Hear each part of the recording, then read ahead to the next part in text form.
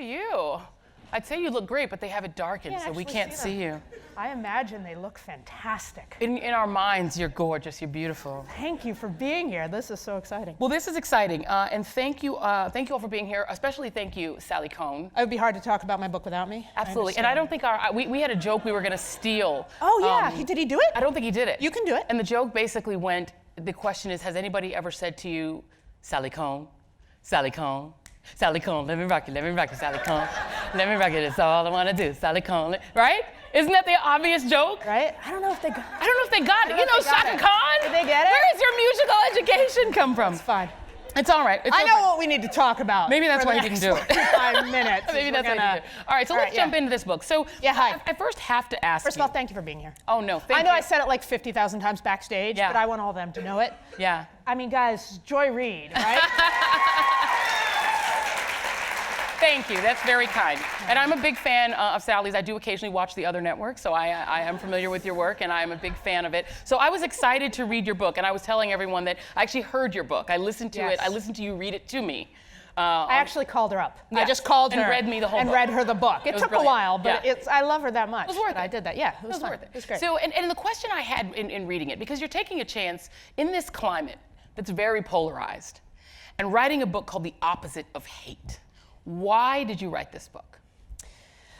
So there's two reasons, right? One is I think we have a problem with hate in this country. And by the way, I don't think we're at the most hateful moment in the history of the world or the United States. It'd be naive to try and argue otherwise, right?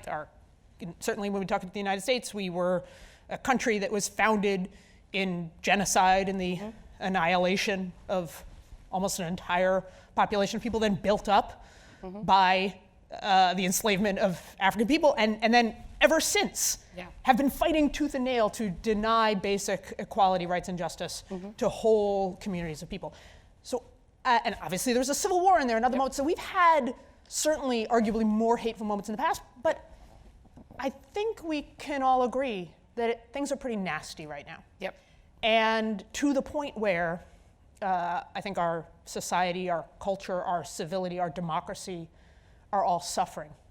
So that, at a conceptual level, the actual motivation was when, way back when I, in 2009, fell out of community organizing. I've been a community organizer for 15 years, going around the country, helping people work on immigration reform and healthcare policy and criminal justice policy, and fell into the media. Because someone saw me speaking somewhere and thought it was a really good idea. And I was like, no, I only do church basements. And they were like, no, come try this. And long story short, I ended up going and working for 2.5 years as a lefty commentator on Fox News. And when I walked in the door, I know, it sounds like a joke. It's not a joke. It's true. It was true. Yeah. It was true. And when I... So many jokes I could make, but I'm not going to at this exact moment. We'll come back. But when I walked in the door at Fox News, I genuinely expected that they would be entirely 100% hateful monsters. Because that was the idea I'd had from the clipside scene and the stereotypes I held. And I thought this both about the people on stage, or on camera, off camera, and even the viewers. And so to find out that they were complicated people, who have a lot of views I think are hateful, but also were in a lot of ways nice and caring and compassionate, and to me just weren't like fire-breathing monsters, shocked the heck out of me. And at the same time, I of course had this then realization like, oh crap, I hate them. Like this whole, I hate them. And that tension and realization led me on the journey of wanting to understand the dynamic of hate in our world, our history, our biology, because I wanted to understand it in myself and do something about it. You know, it's amazing because a lot of people don't realize how many lefty commentators. I started out as a lefty commentator doing shows to the right. Larry Kudlow was my first show that I did on a regular basis. Well, he's done well for himself. And he's done quite well. But it is an interesting dynamic because I think one of the things that's become difficult for people in this era is to sort of separate their feelings about the current president from their feelings about the people who voted for him, and an antipathy to those people that's rooted in something real, that people feel afraid. If you're an immigrant, if you're an LGBT person, if you are a person of color, there's genuine fear, and there's a genuine sense these people have done this to this country.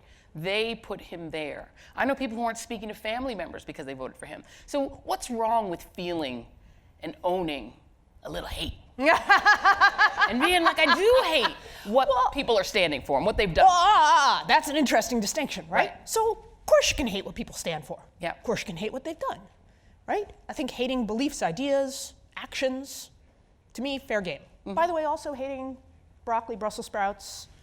Brussels sprouts are delicious. They haven't been done right. You have to get them done right. I happen to like Brussels sprouts and broccoli. I'm just giving examples of unpopular vegetables. Yeah. If, for instance, you were to hate Shaka Khan, I'd think you're crazy, but you could. The point is, like, I'm not, hate an ex-boyfriend, ex-girlfriend, fine. Right. I'm not worried about that. What I'm worried about, what concerns me, is hating people in particular. Hating people because of their identity, because of the groups that they belong to, whether those are groups around race, around national identity, their religion, their political beliefs, that sort of habitual hating that is systemic in nature. Yeah. That worries me. Yeah. And well, first of all, you can do whatever the hell you want. Like, this is my book. Like, I'm very clear. Like, I'm not saying like if you're a good person, you will do what I did. Like, this is my journey. And you own a lot of your own. I mean, one of the things that's great about the book is that it is a book that's also about your own working through these things in yourself, right? So I want to go through a few of the stories that you tell in the book. You start off very early in the book and talking about bullying. And you are one of the nicest people I've ever met. You're so sweet. Aww, no, seriously, you're just a nice, fun not if you're person. in 5th grade. Well, that's the point, is you tell a story about bullying in which you are the bully. Yeah.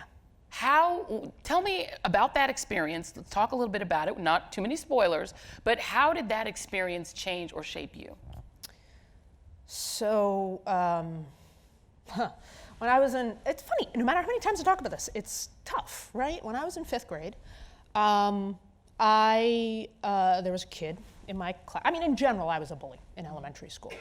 Fortunately, I had a sort of, I'm Jewish, so I don't have a come to Jesus moment. I had to come to Moses moment. That works. We're at the 92nd Street Y. Thank you. I kind of, changed my ways at the end of elementary school, but I was a mean kid. And in particular, there was this one girl in 5th grade named Vicky, who a lot of kids were mean to. Mm-hmm. Teachers actually picked on her. Doesn't make it any better. Yeah. And who, to be honest, I'm probably lucky that I don't remember most of the things I did. But what was interesting was I actually didn't really think about it much at all until I went to Fox and started getting hate mail. Mm-hmm. And it was when I had this experience of random strangers being mean to me for seemingly no good reason that I was like, who are these people who do this? Mm-hmm. And it was as though my subconscious was like, oh, hey there, I got something to tell you. And I started to remember more and more what I'd done. And the most salient memory I have was, one day during 5th grade, outside the bathrooms, I'd drawn up a survey of shampoo preferences, pretending like I was some smart-ass kid doing a study for science class or something, and I asked this girl, Vicky, what shampoo she used, and I swear I don't remember anything from 5th grade. I remember she said White Rain. I can hear her saying it still. Yeah. And then when classes let out and the hallway was filled with kids, I ran down the hall shouting for everyone to hear, Sticky Vicky uses White Rain shampoo. Don't use White Rain shampoo. You'll smell like Sticky Vicky. And but I know there are worse things to do. I'm not like putting on a hair shirt about this or anything. I possibly did worse things and I just don't remember. Mm-hmm. But the realization that I think of myself as a pretty nice person too, thank you, but that I have the capacity to do that. Mm-hmm.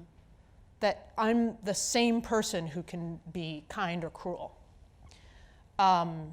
It turns out that's true of all of us. And on the one hand, the dark side is the silver lining. We can all be cruel. We can also all be kind. Yeah. Well, that brings me to your trolls. I spent part of today blocking people on Twitter. How much time do you spend doing that? Not a lot. I only block in extreme circumstances. Yes, right. me too. I try not to. Sometimes I'll mute people and let them scream into the ether. That's cruel. It's kind of fun because I just imagine them still tweeting, "I hate you," ooh, ooh, ooh. But I can't hear them because they're muted. But I had a few that were just so bad because they were either racist. And this was under a post I'd done about David Hogg, the 17-year-old child who seems to have made people go crazy and unhinged. And everything he says sends people into apoplexy. And people will tweet things that I think are so over the top and so out of bounds that I was like, I have to report and block some of these people. Right. You did a thing that's interesting for this book, which is that you engaged with some of your trolls. You went and found out who are your top trolls and engaged them. Why on earth, Sally Kohn, would you want to talk to these people, and what did you find out talking to them? Because I'm a glutton for self-imposed punishment. Yes. No, look, it's that same thing of, I'm just gonna, to be honest, unlike everything else I've said has been just a pack of lies. No, but to be honest, again, it was that experience of being on the receiving end of hate. Mm-hmm. And still, right? I can tweet anything. Yeah. And I get some I don't want to brag, pretty bad trolls I get over here.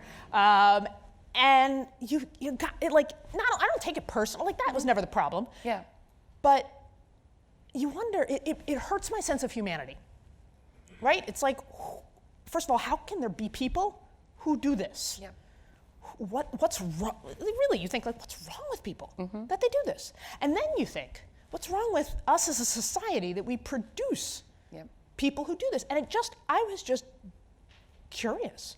And when I started to honestly think about all right, well, I want to understand this topic of hate and its facets, its psychology, it was the immediate first place for me to start, because on a daily basis, it's the hate I encounter the most. And I just needed to address my curiosity about them. Well, talk about some of the encounters that you had, because one of them tried to date you. Yeah, that was weird. Hate that reminded me. It goes back to 5th grade, right? Where some kid punches you, but it turns out they have a crush on you, and I'm like, grow up.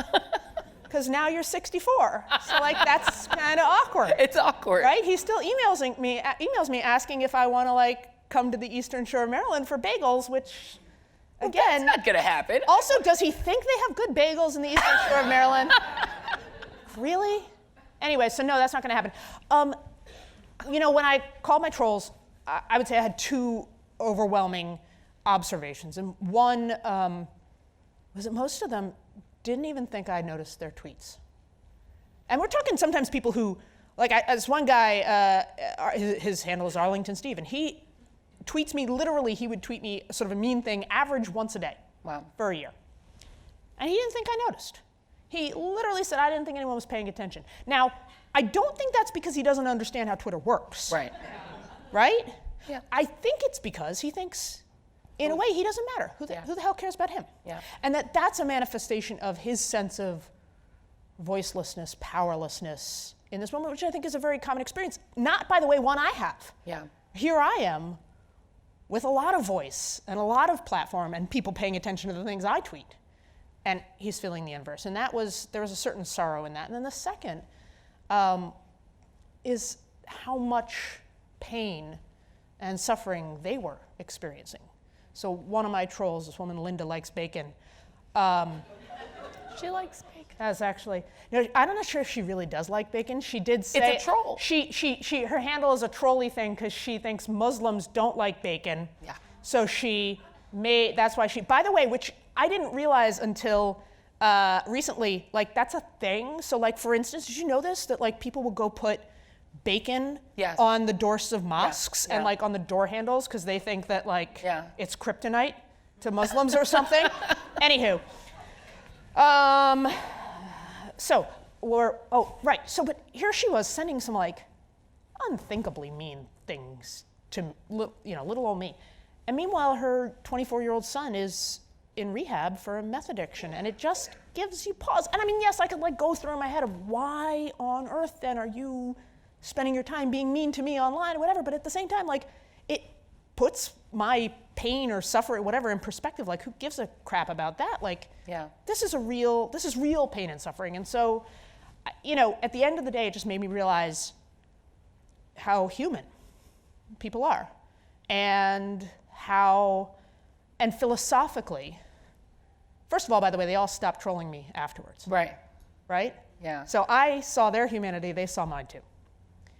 And it also made me realize that, look, any of us can do it, right? Probably most of us have written something we regret online.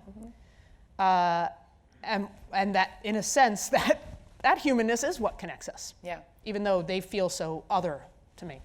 I think on the other extreme of that, the book, one of the things that is fascinating about the book is you don't confine it to sort of American internecine hate, but you really take it around the globe and talk about some really difficult issues that would seem to breed nothing more logical than hate, right? That the hate is the logical outcome. So let's talk a little bit about Palestine, the Israeli-Palestinian situation. You not interview a guy, sticky, hateful situation. not a sticky, hateful situation. No, a little light reading Yeah. at that point. And you interview a guy, a Palestinian guy, who was a former self-professed terrorist, somebody who practiced terrorism, that he says that's what he was doing, and how he came to stop hating Israelis, even though his history is pretty dark.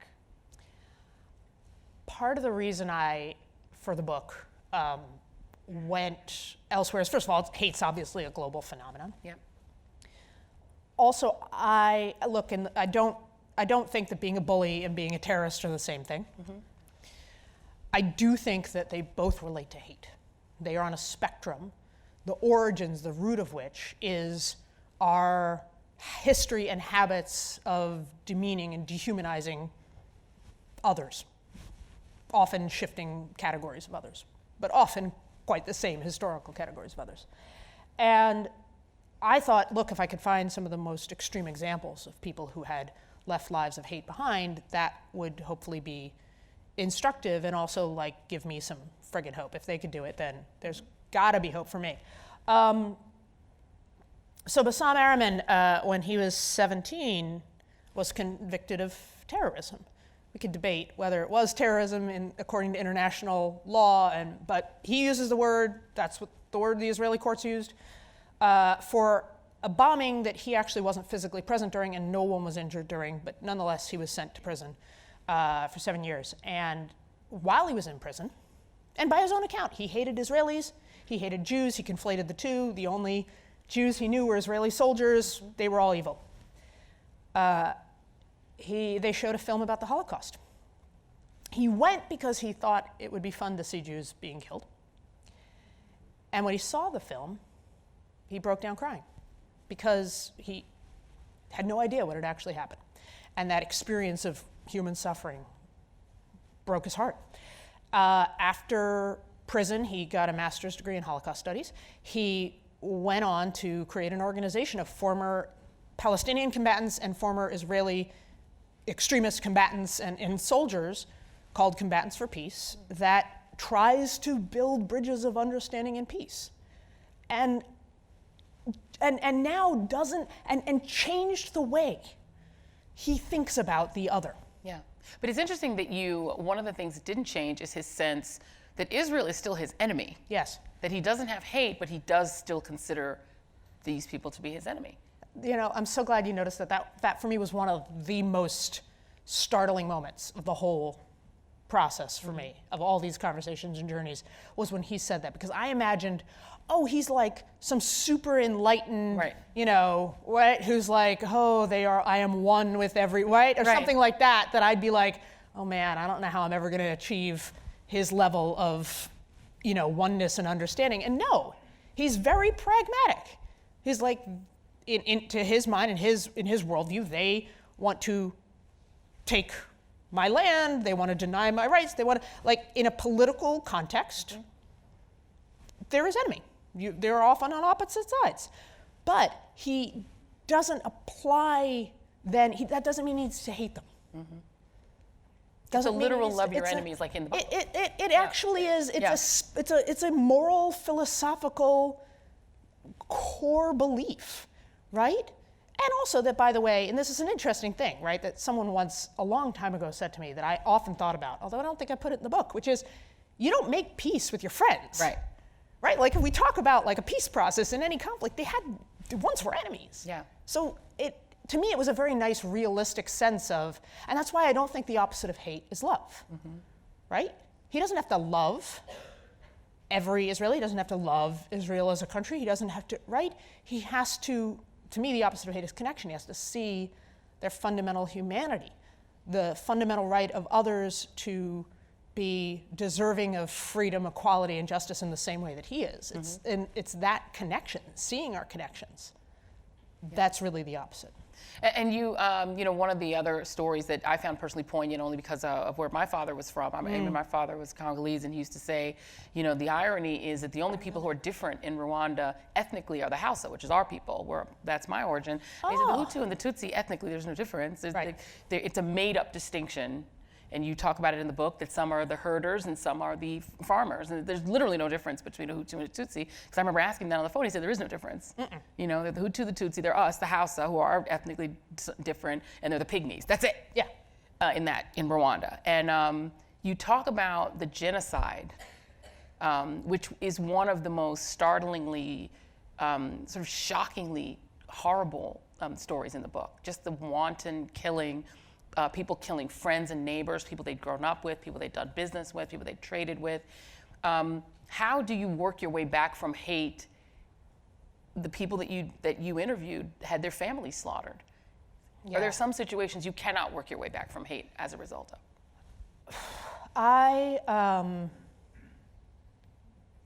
By the way, there's the coda in there. You were just very generous about that, right? Which is those distinctions, though. Yeah. Between Hutus and Tutsis were products of colonization, right? And they were created by white Western nations that then, when the divisions that they created and exploited and exacerbated, then turned to genocide, they all fled. All said, "What's happening here?" Yeah, that was Europe. And said and made it about the inherent qualities of there was some the tribal savage, blah blah blah. Right. Yep. Yeah. So. That's also about hate, right? How we got there. And by the way, Rwanda is also a story about hateful propaganda and what happens in a country when you systematically dehumanize certain groups of people, what that can lead to. It's a very strong warning for our country, too. That you get ordinary people to become killers just using intense propaganda. I mean, I want to go back to your other question, but one of the things that horrified me the most was talking to this philosopher who said, look, we don't have mass atrocities because a small handful of people do it, right? They're mass atrocities because the masses of people participate in them. In Rwanda, 100 days, 800,000 people slaughtered. That's because a majority of people participated, condoned it, actively looked the other way. That's because these are normal people who have the capacity to do extraordinarily horrible things. To your question, I have to be honest, Rwanda really, I don't know that I could do that. I went, I'd heard the stories, but you go, you see firsthand, you hear unspeakable horrors. And then I sat in the home of a woman who had her neighbor sitting next to her in her home, invited him into her home. He had massacred her husband and her children. And I'm watching her sitting next to him, offering him tea, joking with each other. I don't know I'm capable of that kind of forgiveness. I don't, honestly. I'm inspired that human beings are. I'm inspired that she is capable of that kind of grace and kindness. I don't know that I could do that. It reminds me of what we as people can do. But I don't know. Yeah, well, you said the word grace, which I want to come back to the United States. Well, I remember a pastor telling me after the massacre in Charleston, and this is a pastor, saying, we only ask Black people to have amazing grace. Right? You kill our children, we need to respond with amazing grace. Not long after the slaughter in Mother Emanuel, people were immediately asking those families, do you forgive Dylann Roof? Do you forgive the killer? And we don't ask anyone else but Black people that in the face of being killed by police, killed by civilians, killed by the neighborhood watchman, whatever it is, amazing grace. is it an unfair burden? And you do address this in the book, whether or not it is unfair to expect forgiveness and grace from the victims. Yeah, I'm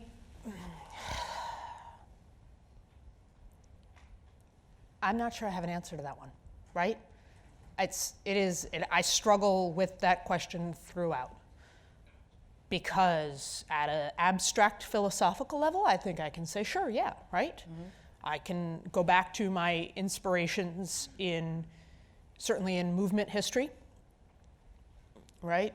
Bayard Rustin, Ella Baker, Martin Luther King. Hate cannot drive out hate, only light can do that, right? That hate is not the antidote, that nonviolence wasn't just a tactical strategy, but a moral, philosophical strategy to recognize that others causing you pain does not justify you then causing them pain. An eye for an eye will make the whole world blind. Like, I can see the philosophical, moral, spiritual ideal. There's also something that feels wildly fucked up about it. I'm sorry, that's just the technical term. But, right? Yeah. And especially when when hate is so asynchronous, right? That it then ends up being the most marginalized, the most oppressed, the most hated, who the burden then falls on to forgive and take the high road. So and to me, I guess at the end of the day, I do end up taking I reconcile that tension with a pragmatic judgment call. Combination. Right, so on the one hand, I do think, look, there's a reason I'm a progressive, and I think both sides need to do better on all these dimensions, but at the end of the day, if you're the person who believes in equality, justice, dignity for all, then the question becomes, do you really believe in it for all? Can you apply it to everyone? What you're asking to be applied to yourself. And the other is a slightly pragmatic piece, which is, first of all, if somebody's going to take the high road, I'd like it to be my side, right? And second of all, I believe that people can change. I've seen it in my lifetime. I saw it in Rwanda, but we've seen it on issues. Like, we are an imperfect country with a deeply imperfect history that has made imperfect progress, and yet still, right? We are a ever more just nation than we once were. And I've seen people, look, I'm gay. I'm gay, by the way. Is everyone okay? We break news at the 92nd Street Y. You just don't come here. I think I lost a few people. You should have seen when I told Sean Hannity.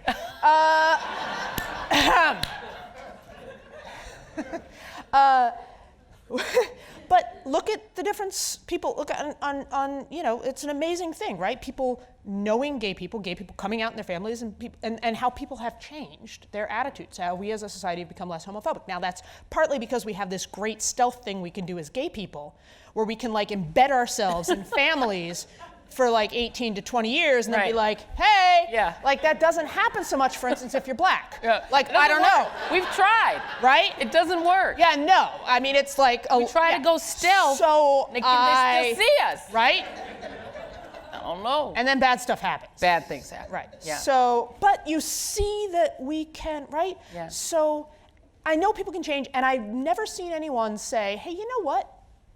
I'm going to go support those people on that side of the issue, people in that party, people in that camp, because they're so friggin' mean to me. Right. They're so hateful to me. They treat me, I'm going to go be one of them. Yeah. Right? Who wants to, right? Right. So you have to welcome people's change. Yeah. Well, speaking of change, you speak to a guy, and there's been a chic, I would say, among the media of talking to white supremacists.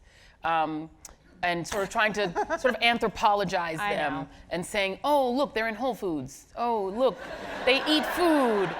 Look at them, and look at their And so that's white people love quinoa. Yeah, yes, I know. Quinoa. Oh crap! I hope I didn't anthropologize or whatever. You just made it a fancier word than I. Go ahead. It's a thing, right? Yeah, yeah. No, you did it right. I think I just made up a word, but go ahead. It's good, but you do a thing in the book where you do talk to a guy who was a skinhead, was a member of the Hammer Skin Nation, the really hardcore.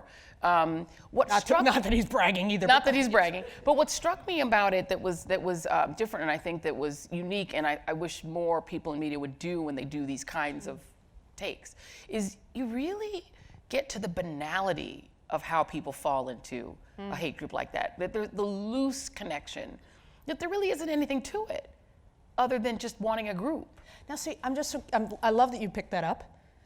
Didn't that scare the hell out of you though? Absolutely, because you think, so just any sort of ne'er-do-well kid with nothing to do who likes punk rock can just wander into being a skinhead? That's frightening. Totally horrifying. Horrifying. Yeah, so, and there's all this research, and I thought like, oh, okay, he's an aberration. Right. Right, so the guy's story is like, basically, he was a sort of rebellious kid who grew up in like a conservative-ish, white-ish community in Milwaukee, outside of Milwaukee, but like, had black friends, had a hippie mom, like, there was nothing, didn't like scream, raised to be a, right-wing neo-Nazi from early age. And, I mean, like in high school, he was like in a breakdancing group, right? Like you didn't see it, right? But he was just a rebellious kid. He fell into punk music. He liked punk music. One day, someone gave him a tape of because back then people listened to tapes, a tape of a skinhead group, and he that was, and it is, and I kept looking. I'm like, but no, wait. Yeah. There must have been, like, there's an uncle. There's a son, right? Because you want it to not be possible that you could have done that. Right. It goes back to the Rwanda thing too. You want to think, that couldn't have been me. Yeah. I couldn't do that to my friends, neighbors. No. That's something that truly evil people do. Right. And then I found out that that's a phenomenon, right? That when you talk to scholars, researchers who look at, for instance, why people join right-wing hate movements or terrorist networks, or there's research on this around anti-abortion activists too, that generally speaking, they don't join because they have these strong ideological convictions. Rather, they join because they're looking for belonging. It's the joining that's the motivation. Yeah. They're isolated, they feel lost, they're looking for some purpose. And the terminology that one of the researchers, Pete Simi, uses is they slide into the ideology. Right. That they actually deepen. So imagine that like anti-abortion, hardcore, violent anti-abortion activists, when they first joined, they were actually on the issue of abortion. They didn't one way or the other. And it's through the belonging and that searching for some common identity that they foment extreme and deeply held views.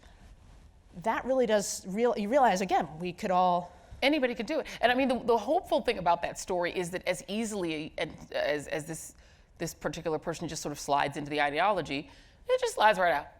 Yeah, right. I guess that's the silver lining. That's the silver lining. Was that so there's no ideological depth to this exercise of hate at all. Right. Which again, it's kind of good news. It's kind of good news, or right? Bad news. It's either really bad news or really good news. I can't tell. Well, it's also can it be both? I mean, maybe it's also a reminder that it's unfortunately easy to slide into certain kinds of hate in a society that is itself so steeped in hate. Yeah.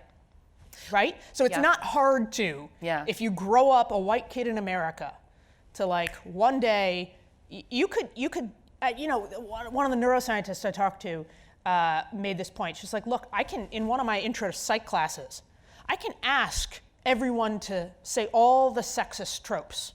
And they can all say them, whether they believe them or not. Yeah. We all know them, right? So you realize sort of how much is the context we all live in. But in this guy's case, in Arno's case, when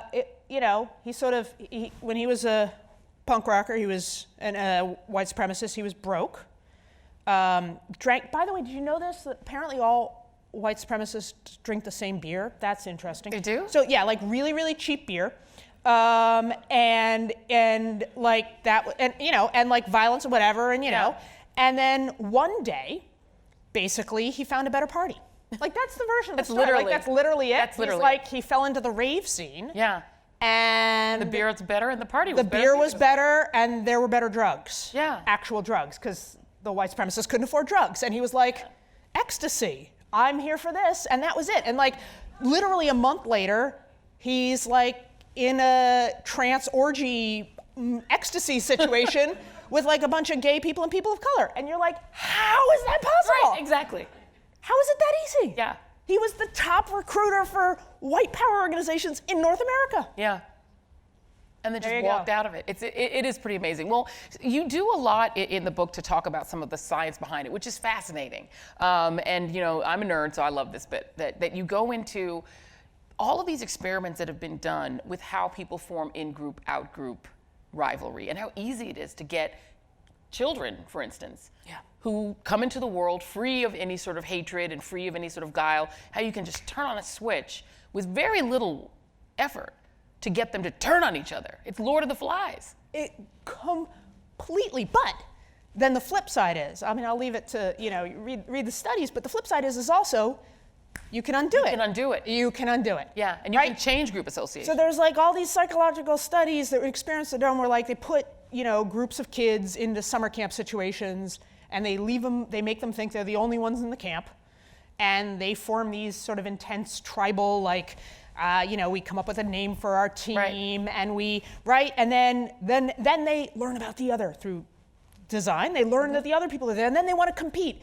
And then it turns to pranks, and then it turns to hate, and then it turns to epithets, and then the researchers create a common problem that they have to solve, and suddenly they work together, and there's an us, and they are sharing their, you know, money and pooling candy, and and it's, I mean, it's the same thing when people, when you have white folks who exhibit in unconscious racial bias, and then you put them, literally, this is all you do.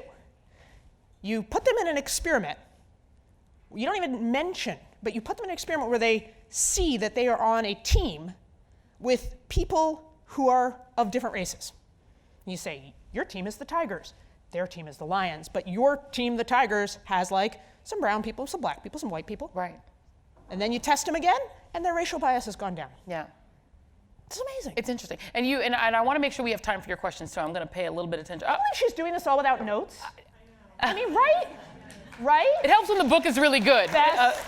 Best we're about on television. we are at the mark where it is time for your questions. I want to make sure that we have time to do that. I know you guys have questions to ask Sally as well. So our question takers have been going around like little gremlins and taking your note cards full of your questions. I think they're assembling them in the back. So bring them all out. Yes, no, we don't know what gremlins will do. Cards. They can't be trusted. Here we go. Our in-group is people. Their in-group is gremlins. Thank you very much. You know, that's funny you say that, though. Someone once said the best thing you could do to unite the world and to end hate in the world would be to discover alien invasion. On another planet. Alien invasion. But I agree with you. Totally true. That's what we need. We do. We need to be invaded from another planet. Because literally, but like we'd be all one planet. We'd literally be like, okay. That's what I'm talking about. Right? Yeah. Okay, I've been saying that the flaming comet of death is the only thing that's going to save us. And now I'm right.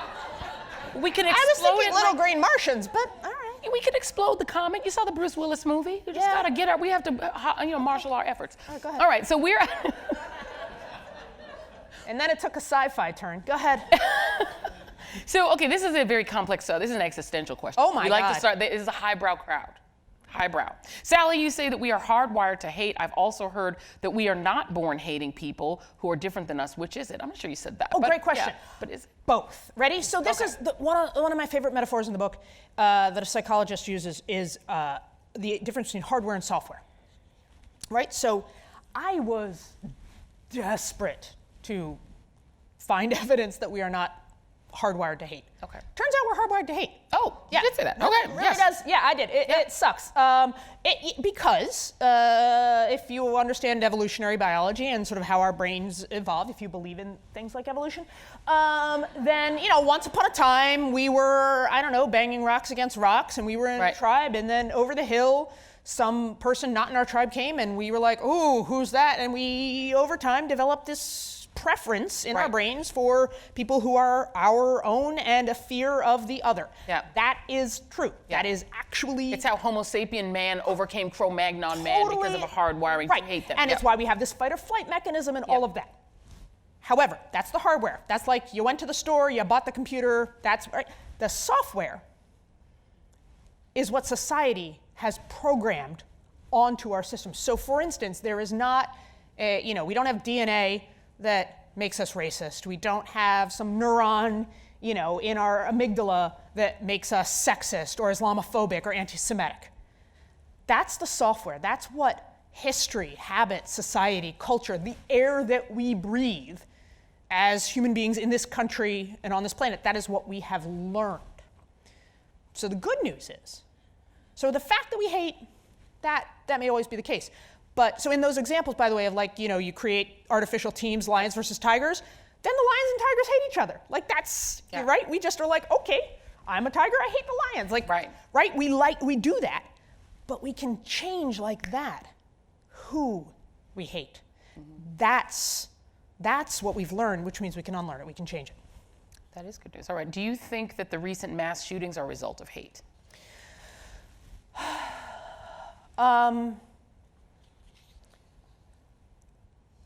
I think that certainly some, for sure, right?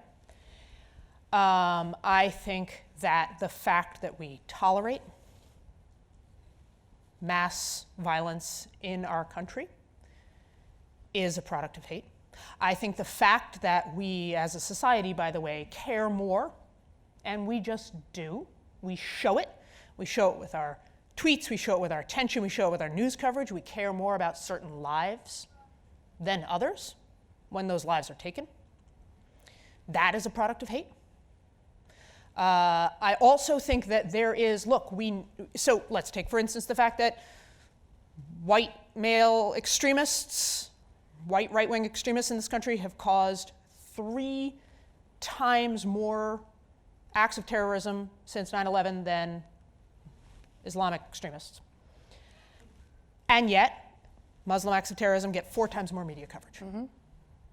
So now, then you look at, why is it that most acts of terrorism, most mass shootings are committed by white men? And I think that is also steeped in hate. Too often we think about hate as who's on the receiving end of it, right? Women, people of color, immigrants. We also don't think about the damage it does to the psyches and lived experience of people on the other side. And I think it does. And I think we see that play out in toxic masculinity, in violence. It's yes. Yeah, I mean, it's all hate. It's like people saying that slavery destroyed white America as much as it did black America, absolutely, psychologically. Yeah. An interesting question, and this is one that I think is quite relevant to the times. How do we stop hating people who voted for the president? I hear that all the time. I know. This is where it gets a little controversial in a room like this. You have an op-ed about this. I did. I wrote a piece. Literally, of everything I've said, at least among liberal. Right. Okay. Here's the thing. First of all, one of my political foremothers, a woman named Jean Hardesty, who spent her career studying the right, political scientist, she said, blame the leaders, don't blame the followers. Now, for instance, let's take one example here, which I talk about in the book, is you and I both talk plenty about the history of the manipulation and fomenting of hate in American politics in general, culture, media, et cetera. But let's even just looking at politics, right? Which in modern American politics, yeah, Democrats have sometimes done it. Bill Clinton certainly did it. But what we would call, for instance, dog whistle politics, dog whistle racism, the using the sort of deliberate use of code language to foment racial resentment and hatred on the part of whites, whether against black folks, immigrants, Muslims, that is by and large a modern invention of the Republican Party. And I've said it, it was Nixon, right? And this isn't like a theory, right? He said it. He was like, well, you can't say this and that, but you say law and order, and white people know what you mean. And that's how he got votes. And Reagan did it. Trump has done it on a whole new scale. So I think it's disingenuous to be able to say, for someone like me to say, hey, the leadership of the right has done this deliberately. A strategy that leads to people, to white people in particular, feeling racial resentment, fanning the flames of racial hatred, and then at the same time say, well, those Trump supporters are all just naturally hateful. Which, by the way, is what people say. You should see my Twitter comments today after what I wrote on Huffington Post, right? Well, that's just who they are. Well, you can't believe both things. So do you think that Trump and Republicans in general, or conservatives or the right, have stoked and fomented hatred? Or do you think those people are just inherently hateful? Number one. Number two, no, those two things are contradictory. Number one. Number two, do you want people to change? Do you want to leave them there? Do you actually just want to leave them there? Now, if I look at I think a lot of people want to leave them there. No. But like, really? Like, let's go back to my white supremacist. Let's go back to my white supremacist. Let's go back to Arno in the book. Yeah. Would you rather him stay the top recruiter for the white power movement in the United States, or would you rather him be what he is now, which is a Buddhist community activist who's working in, with black, brown, and white communities to build, right. I'd rather him change too. Yeah. Right? Just like I'd rather those Trump voters not vote for him again. Yeah. So also pragmatically, and by the way, people don't like being told that they're stupid racist monsters. So you know, right? But also, nobody wakes up thinking they're hateful. Nobody wants to be hateful. So can we give people a chance to be their best selves? But how do you, I'm sorry to steal one of the questions, but if you go in with that philosophy, you fire up your phone, you have that philosophy like, I'm gonna react to hate with love, and then you say something and one of the Trump people comes back with just the nth degree hatred, and they come back and with this rage and anger, what do you do with that? Take a deep breath. First of all, if we're just talking about social media alone, one of my favorite parts of the book is these stories of people who were truly really hateful people. Yeah. Who were transformed because some random person online was nice to them. Yeah, the McDonald's stories. Right, transformed. Yeah. But also, the granddaughter of Fred Phelps, the God Hates Fags guy, who, because some Jews were nice to her on Twitter, left that hate movement. Yeah. And is now a liberal working to pull other people out of the movement. So first of all, there's that. Second of all, it is not hard, it is not easy, trust me. Sometimes I compose them in my head and then I just don't tweet them. But save draft. Here's the thing. Yes, here's the thing. I don't want to be the excuse for someone else's bad behavior. I want to be the inspiration for someone to be their best selves. So I try to think about that when I speak, when I respond online. Not saying I always do it perfectly, but that's my goal. What would you say to Donald Trump about hate if you had him here? Well, all right, so listen, when it gets to Trump himself, I'm not gonna lie, it's a little hard, right? Like my friend Van Jones says this, like, I'm trying to love him, right? And it's not,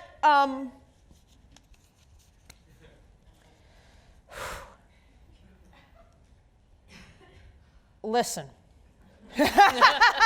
Well, I think at a practical level, right?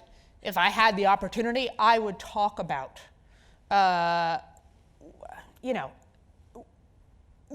damage, the harm that's being done through some of his rash words, which, to be honest, I'm not sure 100% of which he intends or honestly thinks that much about. I go back and forth as to whether I think he's, Machiavellian or just messy. I'm not sure always which it is, but to me, my role, as best as I can, is to hold up a mirror for my own hate and to try to hold up a mirror to others for their hate, but to do so in a way that hopefully they can see. And I think part of the problem is when you just say, it's one of the reasons, and this is a personal choice, it's one of the reasons I don't try not to call people a racist. Because that means certain things to people. It means a certain level of conscious, deliberate, overt, right? That, that people feel like, there's so much more we could talk about in terms of unconscious racial bias that we all harbor. And I don't think, for instance, when news media are covering Muslim terrorist acts more than white right supremacist terrorist acts, that they're doing it because they're consciously, right? That's the level that actually plays out more in our society. So I want to be able to talk to people about that and not just immediately have them shut down. That's what I hope that's a conversation I'd really like to have. Yeah. I think it would require a few drinks. Yeah. On my part. I think you should probably tell him that he legitimately should hate overcooked steak because it's actually of the devil. I And mean, he should I don't- cook it a little less, less burnt. I'm willing to oversee the pizza fork knife situation and the overcooked steak situation. Yeah. If he would, like, I don't know, stop demonizing Muslims and immigrants. Like, I can It would be make nice. that trade. It's a trade. You know what I mean? Yeah. So you have a lovely daughter that you and I got to meet your lovely She's partner. over there. Where's she? Hey, there's Sarah. There's Sarah. Yeah. We're making sure that Sally's sitting up. Oh, because we guys, posture if I don't apparently. sit up straight on stage, that's all I'm Posture gonna is hear apparent. And about I'm the later one who's tonight. been slouching. That's You're the doing irony. great. Is that I've been slouching. You look great. What would you want children to learn? What is the one lesson? And you have a daughter. What is the takeaway about hate that you'd want children to learn?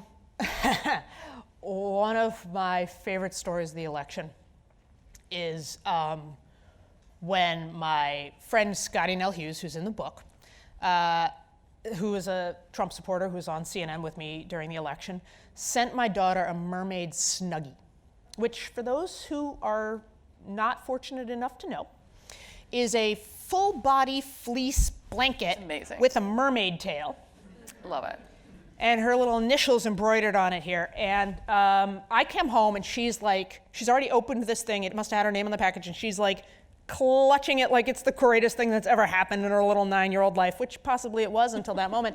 And I go into the kitchen, my partner's there, and she's like, what the hell is that thing and who the hell sent it? And I explain, I'm like, I don't know what the hell it is, but my friend Scotty Nell sent it. Yeah. It wasn't like some crazy, whatever. It wasn't someone who found my address and whatever. It was my friend Scotty Nell. She sent it. She thought Willa would like it. She's one of the Trump supporters I'm on air with. Willa must have overheard this, comes into the kitchen holding this thing out like this now, like it is now poisoned. And looks at me with this look at me, she's like, a Trump supporter sent me this? I looked at her and said, yeah, honey, there are Trump supporters who are good people. And she says, okay. And she said, are there Hillary supporters who are bad people? My daughter was a big Hillary supporter, by the way. Are there Hillary? I said, there are Hillary supporters who aren't nice people. Yes. We can all be good and bad. And she goes, all right. And she walks away and puts on the mermaid Snuggie, which, by the way, my partner has since hidden. I think got rid of. So anyway, but because she was having none of that. But the point is, and then later, I heard her repeat that to a friend. I actually heard her say, yeah, there are some Trump people who are good, there are Trump supporters who are good people. We forget when it's not what we have to tell our kids, right? It's what we demonstrate, right? That I know there were people sitting around talking during the election. I have been at dinner parties. People have said, oh my God, those Trump supporters, man, they're racist, they're Islamophobic, they hate immigrants, they're so hateful, I hate them. What are we teaching?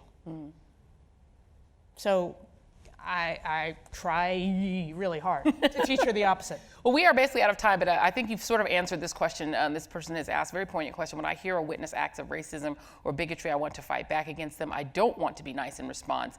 You've sort of answered it, but in 30 seconds, what should I do? This person is asking.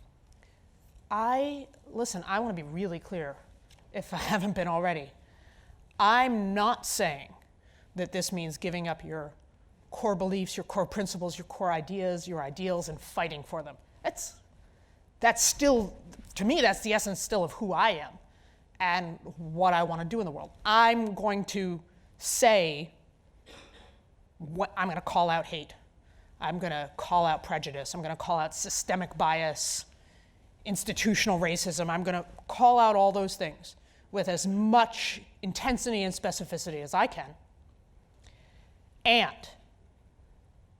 try to not treat other human beings like less than. Try to not demonize and demean other human beings when I do so. Sally Kohn, you are the real live Wonder Woman. The book is The Opposite of Hate. It is great. I can attest to that personally. Joy Reid. This is my official endorsement of the book. Please read it. You'll be able to get your copy and have Sally sign a copy of it. We are heading to the book signing. Woo! Thank you, my friend. Everyone, for being here. Thank you all for being here. Thank you, 90 Joy Seconds to Why. Reid. Cheers.